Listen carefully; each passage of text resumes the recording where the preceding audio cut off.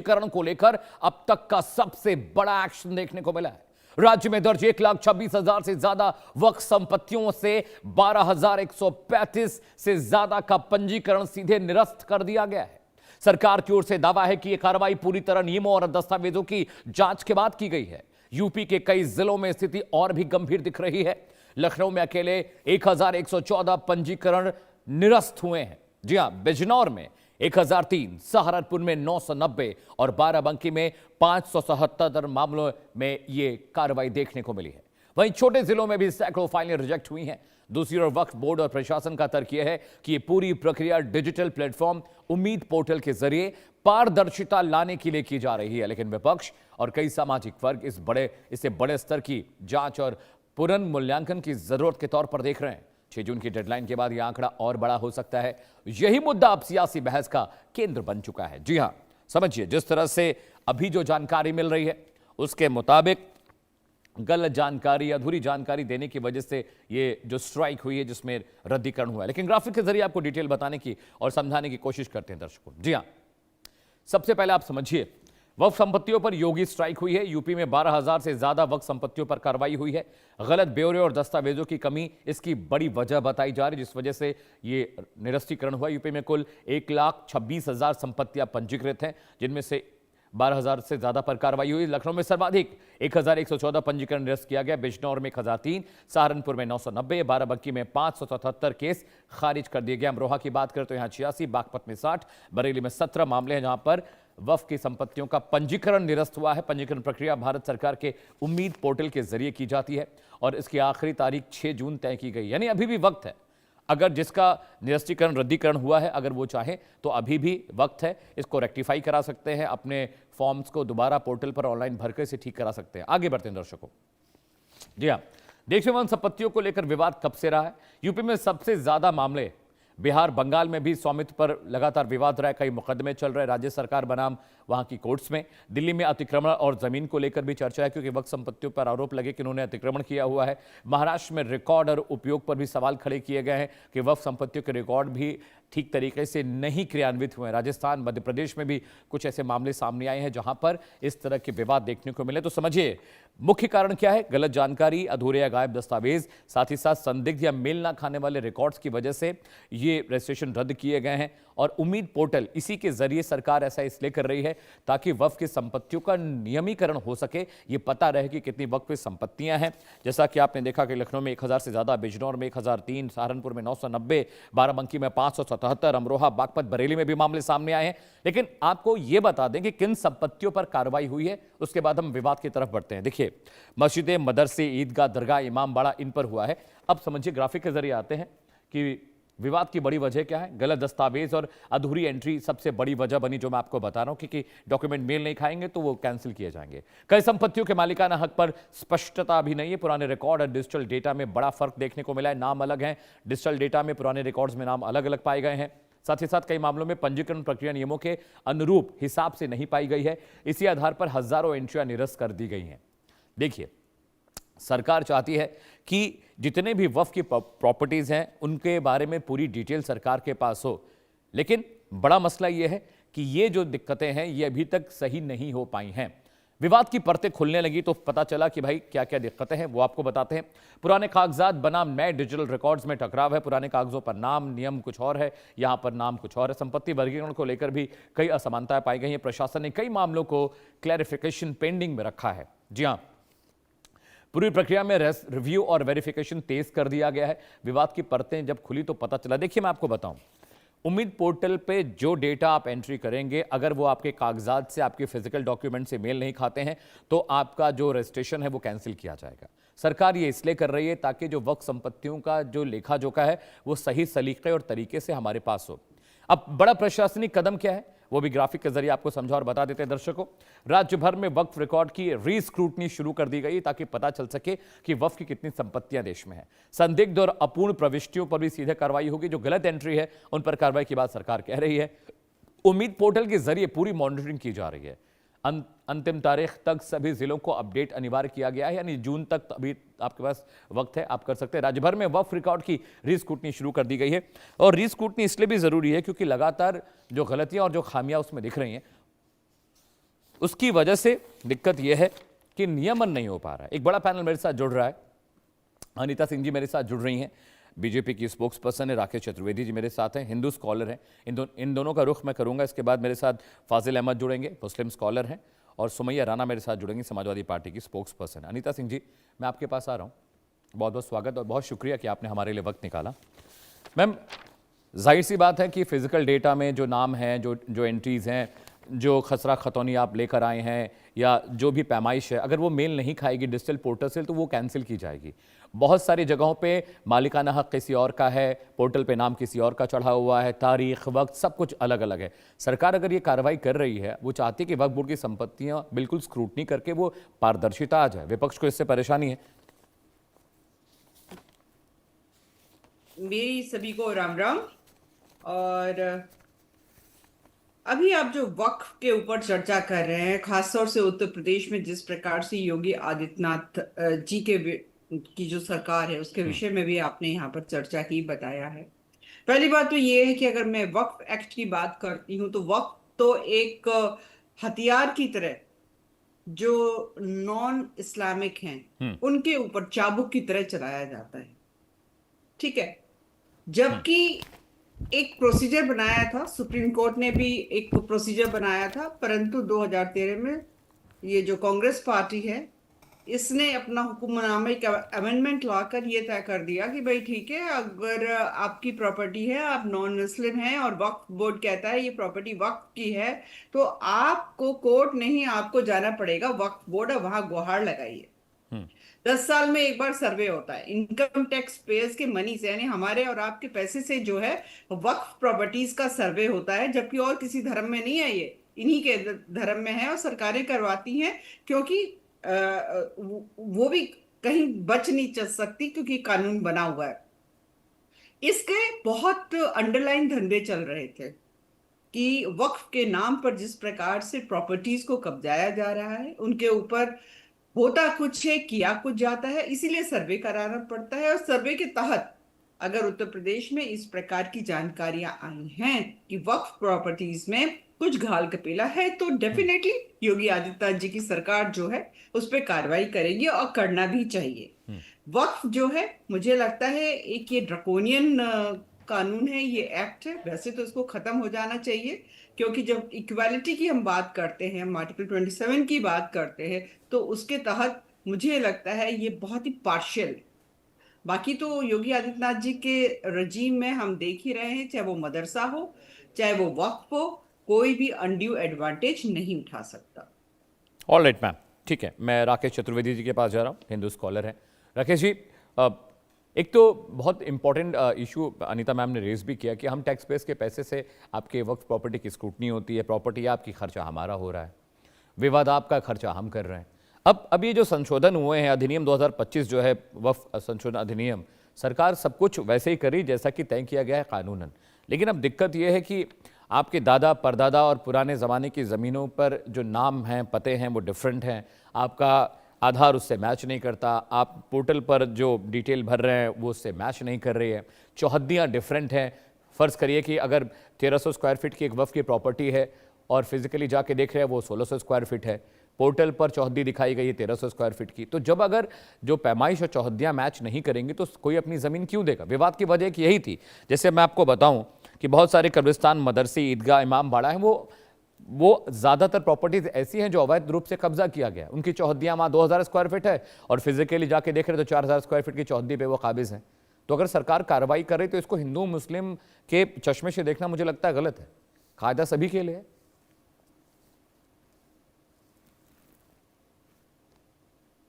Unmute करिए राकेश जी खुद को। सर्वप्रथम तो इंडिया न्यूज के इस मंच को अमित जी मेरा प्रणाम है, और आपको और अनिता जी को भी मेरा वंदन है जी। प्रणाम। बिल्कुल सही कहा अमित जी आपने कि यह जो कार्रवाई है यह हिंदू, मुस्लिम या किसी धर्म, किसी संप्रदाय को लेकर नहीं। वक्फ बोर्ड, मैं बार बार कह चुका हूं कि एक ऐसा भूमाफिया है जो कानून का सैपा करके जो है विशेष रूप से वो अवैध कब्जे अब तक करता आ रहा है। और खलबलाहट किसको हो रही है, खलबली किसको मच रही है, कौन इसका विरोध कर रहा, धर्म का रूप देने का प्रयास कर रहा है, जो इस अवैध धंधे में किसी न किसी प्रकार से प्रत्यक्ष अप्रत्यक्ष हिस्सा रहे हैं। अमित जी, पहली चीज कि हम आप जानते हैं हमारे 3 पीढ़ियों 4 पीढ़ियों का दस्तावेज आज भी घरों में भी रखा हुआ है। मैं अभी पिताजी का देहांत हुआ, मैं गया तलाशा तो मेरी 4 पीढ़ियों का दस्तावेज मेरी जमीन का मिल गया। तो क्या मुझे नहीं पता है कि मेरी जमीन कहां है? लेकिन वक्फ बोर्ड ने सरकारी जमीनों पर कब्जा किया कि वहां पर व्यक्तिगत लोगों के जमीनों पर कहीं भी रातों रात जाकर के जो है मजार बना दिए गए, मस्जिद बना दी गई, उसको वक्फ बोर्ड का बोर्ड लगा दिया गया। जैसा कि अभी अनीता जी ने कहा, हम आप कोई भी विवाद होता है तो हम तहसीलदार तहसील के यहाँ कोर्ट में डिस्ट्रिक्ट कोर्ट में जाते हैं, लेकिन यहाँ तो सबसे बड़ी समस्या थी कि हम भारत के रहने वाले, भारत को टैक्स देकर के, भारत सरकार को बल देकर के हम भारत सरकार की ही इकाइयों की मदद नहीं ले सकते हैं। यानी नॉन मुस्लिम जो है वह अगर उनकी विवादित जमीन अगर वक्फ बोर्ड कब्जा कर रहा है या उनकी जमीन को विवादित कर रहा है तो वह सिर्फ उसी जो अवैध कब्जा करने वाला यानी वो जो डकैत है उसी के यहां हम मदद भी मांगने जा रहे हैं। अब तक ऐसा कानून था और अब यह जो कार्रवाई हो रही है, मुझे लगता है कि हर एक किसी व्यक्ति को, चाहे वह हिंदू हो चाहे मुस्लिम हो चाहे किसी भी धर्म संप्रदाय से हो, खड़े होकर के एक साथ सरकार का साथ देना चाहिए। क्योंकि मुझे नहीं लगता कि वक्फ बोर्ड ने आज तक एक भी जगह किसी भी जगह पर इन जमीनों का सदुपयोग किया हो, हर जगह इसका दुरुपयोग किया है और भारतवासियों के टैक्स का गलत फायदा उठा करके इन्हीं जमीनों पर मदरसे बना करके जो है सफेद कोट में बम फोड़ने वाले डॉक्टर पैदा किए गए। Rakesh Chaturvedi ji, point taken, please stay with me sir. साथ रहिए, फाजिल अहमद भी मेरे साथ हैं। फाजिल अहमद, बहुत बहुत स्वागत है आपका कार्यक्रम में। जिस तरह अभी बड़ी कार्रवाई हुई है, 12,000 से ज़्यादा संपत्तियों पर अभी रजिस्ट्रेशन रद्द किया है यूपी सरकार ने, इसे लेकर आपकी क्या राय है? देखिए, सरकार का काम है मुसलमानों के खिलाफ कोई भी चीज बनती है तो उसमें कुछ ना कुछ डिस्टर्ब करते हैं। ठीक है, सरकार ने अपनी जांच की, अगर उनको कुछ गलत लगता है तो आगे कोर्ट का रास्ता खुला हुआ है। संबंधित वक्फ बाय यूजर, समझिए बात को, जब वक्फ अमेंडमेंट बिल आ रहा था उस वक्त भी हम लोगों का यही था एतराज कि जो वक्फ बाय यूजर जो पीढ़ियों से चला आ रहा है, जो जब संविधान नहीं था, जब कानून नहीं था, तब भी जमीनें वक्फ होती थी। तो वक्फ जो पहले था वो जैसे चला आ रहा था, उन संपत्तियों का अगर आप कागज मांगेंगे तो खैर सुप्रीम कोर्ट ने उसमें राहत दी मुसलमानों को कि जो वक्फ बाय यूजर है, जैसे कब्रिस्तान, पुश्तैनी कब्रिस्तान है, अब आप उसको तो हटा नहीं सकते। पुश्तैनी मस्जिद है, पुश्तैनी मदरसा है, पीढ़ी दर पीढ़ी से चला आ रहा है, तो उसको हटा नहीं सकते। अब सरकार तो ये भी नहीं चाहती थी कि वक्फ कानून बने, वक्फ को हटा दिया जाए। फिर भी सरकार की उम्मीद से बहुत ज्यादा रजिस्ट्रेशन हो गए। सरकार जितना उम्मीद नहीं कर रही थी उससे ज्यादा लोगों ने बढ़ चढ़ करके हिस्सा लिया और उसको रजिस्ट्रेशन कराया। अगर किसी प्रॉपर्टी में उनको कोई एतराज है तो सरकार अपना जो पक्ष रखने के बाद या जो फैसला सुनाने के बाद भी वक्फ के लोगों को कोर्ट में जाने का अधिकार होगा। वो अपने कोर्ट में जा करके सरकार का भी पक्ष सुनेगी कोर्ट, और वक्फ की जमीन, वक्फ जो किए हैं उनकी जमीनों को भी सुन करके फैसला लेगी। तो अगर सरकार ने अभी कोई कुछ किया है तो उसमें हम लोग को कोई बहुत घबराहट नहीं है। सरकार के फैसले के खिलाफ हम लोग अदालत का रास्ता देख सकते हैं, अदालत में जा सकते हैं। जो प्रॉपर्टी वक्फ की है वो वक्फ की ही रहेगी। जी अनीता जी। एक तो आप मेरे नाम के सुधार करें, आप अनीला सिंह है, Sorry, चैनल पे sorry, भी ma'am. आ रहा है। Sorry, कृपया ma'am, sorry. करके नाम पता करके तो आप बैठा करें, कार्यक्रम किया करें। मैम नाम कि ठीक आपके करा देता हूँ, ये चैनल हमारे किस गेस्ट नाम कोऑर्डिनेशन से टीम है। की वजह से शायद गड़बड़ी हुई है, मैं ठीक करा रहा हूँ। नहीं जो हाँ भी मैम, है, ठीक है। फाजिल अहमद साहब, और मैंने तो पता नहीं कितने शोज किए हैं, उनको तो शायद पता होगा मेरा मैम नाम ऑन एयर अच्छे ठीक करा दिया मैंने, ऑन एयर ठीक करा दिया जी। ठीक है, नहीं ऑन एयर तो ठीक था, आप प्रोनाउंस गलत कर रहे हैं। जी मैम। खैर, एनीवेज, देखिए ऐसा है कि जैसे मैंने शुरुआत में ही कहा था कि जो वक्फ एक्ट है ये ड्रकोनियन है, ये चाबुक है नॉन मुस्लिम्स के ऊपर, और इसको मजबूत करने का काम कांग्रेस पार्टी ने किया था। ये राजीव गांधी जी सेक्शन 66H लेकर आ गए थे, और जो कि बाद में सेक्शन 108 बन गया था, और जिसमें कि पूरी ये छूट दे दी गई थी कि भाई ठीक है, जो वक्फ बोर्ड जिस पे उंगली रख देगा वही उसकी प्रॉपर्टी हो जाएगी। जबकि जब हमारा देश का विभाजन हुआ था तो जो कानून आया था वो ये आया था, ठीक है, जो पाकिस्तान से यहाँ पर लोग आएंगे तो जो मुस्लिम्स यहाँ से गए वो प्रॉपर्टीज उनको मिल जाएगी और अपना गुजारा बसारा जो भी करना है वहां करने लग जाएंगे। पर कांग्रेस पार्टी ने उसको भी बदल दिया।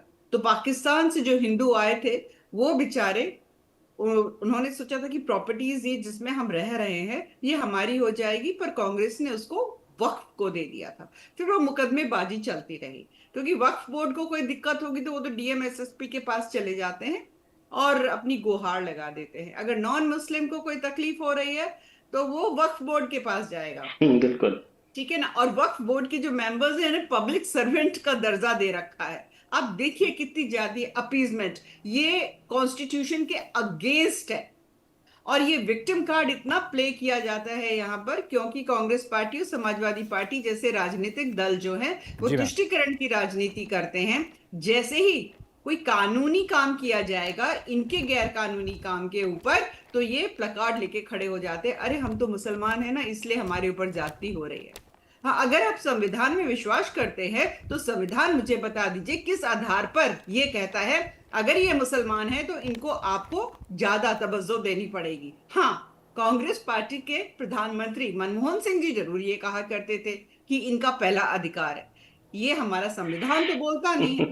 तो इसलिए कोई भी राज्य का मुख्यमंत्री हो, मुझे लगता है कि अगर वो तुष्टीकरण की राजनीति नहीं कर रहे हैं तो उनको इस प्रकार की जो प्रॉपर्टीज है उनका स्क्रूटनी भी करनी चाहिए और जो गैर कानूनी तरीके से है, रजिस्टर्ड नहीं है, उनके ऊपर अपना प्रशासनिक चाबुक भी चलाना चाहिए। Alright ma'am. राकेश जी, देखिए जिस तरह की अनिला मैम बता रही हैं कि ये सिर्फ एक कानूनी प्रक्रिया है, लीगल प्रोसेस है जो सरकार या किसी भी सूबे की सरकार करेगी, लेकिन फाजिल साहब कह रहे हैं कि मुसलमान निशाने पर रहते हैं सरकार के। फाजिल साहब, अगर आप देखें 5 जून 2026 तक दस्तावेज आप जमा कर सकते हैं, 6 जून आखिरी डेट है, और सरकार ने रीज़न दिया है कि गलत एंट्री हुई है, अधूरे या गायब दस्तावेज हैं, संदिग्ध या डॉक्यूमेंट मेल नहीं खा रहे हैं, चौहदियों के बारे में डिफरेंट है, नामकरण में कुछ मसले हैं या डेटा एंट्री में कोई गड़बड़ी हो जाती है, मैनुअल एंट्री है। तो राकेश जी, इसमें कोई निशाना साधने की तो बात नहीं है? अमित जी, मुझे तो हंसी आती है, अभी मैं कुछ बोल दूंगा तो अभी हमारे मुस्लिम स्कॉलर फाजिल अहमद साहब कहेंगे मुस्लिम संविधान से चलता है, लेकिन अब सोचिए कि सरकारें भी संविधान से चल रही हैं और संवैधानिक कार्रवाई अगर हो रही है, कानूनी कार्रवाई हो रही है, तो सबसे पहला शब्द फाजिल अहमद साहब जैसे विद्वान जो पढ़े लिखे हैं वो आकर पहले ही जो है सरकार पर ही प्रश्न चिन्ह उठा देते हैं कि ये कार्रवाई मुस्लिम आधारित है। पहली चीज तो मुझे लगता है कि इस तरीके के वक्तव्यों से हम पढ़े लिखे समाज में हैं, हम प्रबुद्ध समाज में हैं, बचना चाहिए। यह कार्रवाई किसी मुस्लिम के खिलाफ नहीं है, यह उन अवैध माफियाओं के खिलाफ है जो आज आजादी के पहले का भी बात कर रहे थे फाजिल अहमद साहब। ये बता दें कि आजादी के बाद जब संविधान लागू हुआ उसके बाद कितनी संपत्तियां बढ़ी हैं, उसका तो पेपर होगा सभी के पास, वो तो गर्व से पेपर रख सकते हैं। दूसरी बात कि विशेष रूप से बार बार जब भी कोई कार्रवाई हो, चाहे वह गलत जो है कानून हो, चाहे 3 तलाक हो, चाहे जो है वक्फ बोर्ड का कानून हो, सबसे पहला रोना यही होता है कि मुस्लिम के खिलाफ कार्रवाई हो रही है। अरे भाई, अब तक वक्फ बोर्ड ने कौन से मुस्लिमों का जो है उद्धार कर दिया, कितने मुसलमानों को पढ़ा लिखा करके प्रबुद्ध बना दिया। आखिर आप जो है भारतीयों के टैक्स का पैसा उसी वक्फ बोर्ड, उसी मस्जिदों, उसी मदरसों को जो है लेकर के आप उन्हीं टैक्स पेयर्स का, उन्हीं सनातनियों के पैसे से आ रहे हैं और सबसे पहला कोसना हो जाता है सरकार को।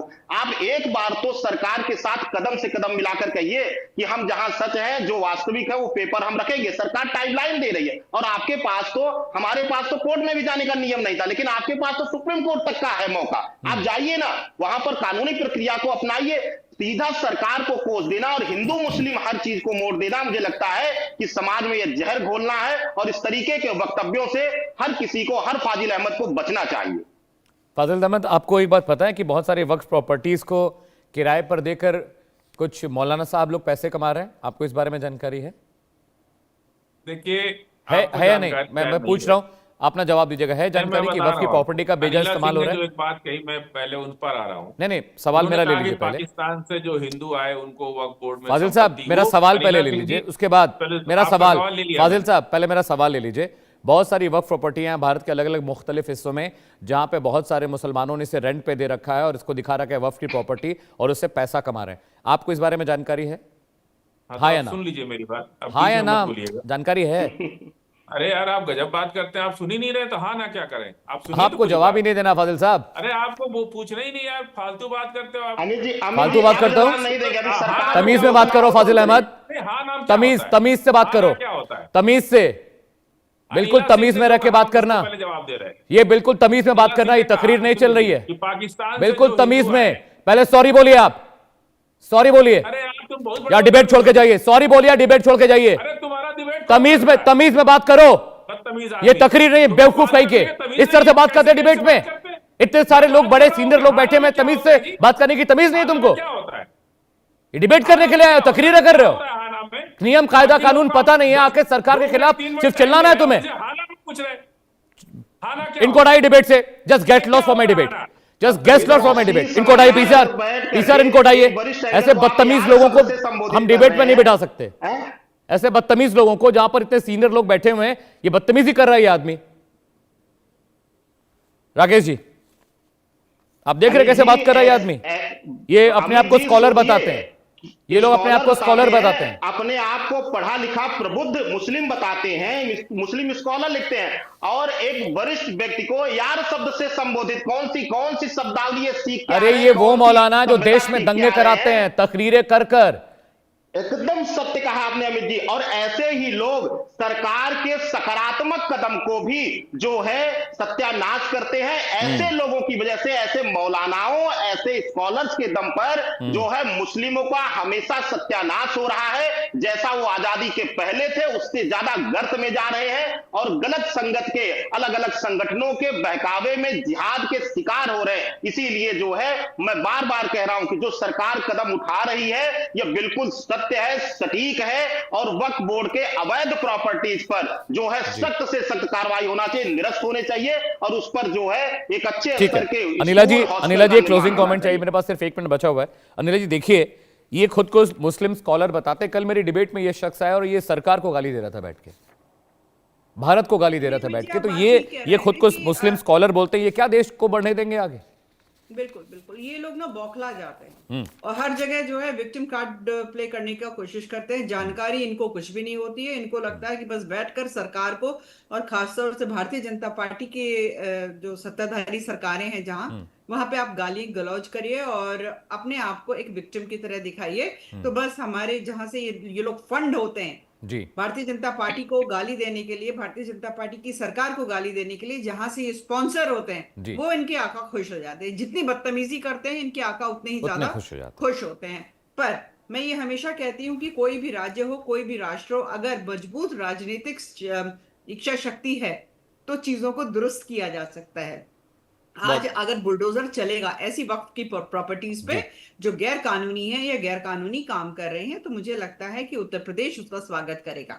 यहाँ पर हिंदू और मुसलमान की बात नहीं है। अगर सोशल स्कीम के तहत जो है अगर मकानों का भी आवंटन होता है या योजनाओं का आवंटन होता है, तो वहां धर्म और जाति नहीं देखी जा रही है। बिल्कुल जो एलिजिबिलिटी क्राइटेरिया होता है उसके तहत किया जाता है। पर अगर आप मुसलमान हैं और माथे पे चिपका कर ये चलेंगे कि हम जो है बाकी धर्मों के लोगों के ऊपर चाबुक चलाएंगे, तो बिल्कुल नहीं। उत्तर प्रदेश में तो बिल्कुल भी नहीं। बहुत बहुत शुक्रिया नीला जी, आप शो में आए। बहुत बहुत शुक्रिया राकेश जी आपका भी। फिलहाल हमारी इस खास बहस में अभी के लिए फिलहाल इतने रुक रहे थोड़े से ब्रेक के लिए, लेकिन खबरें लगातार जारी।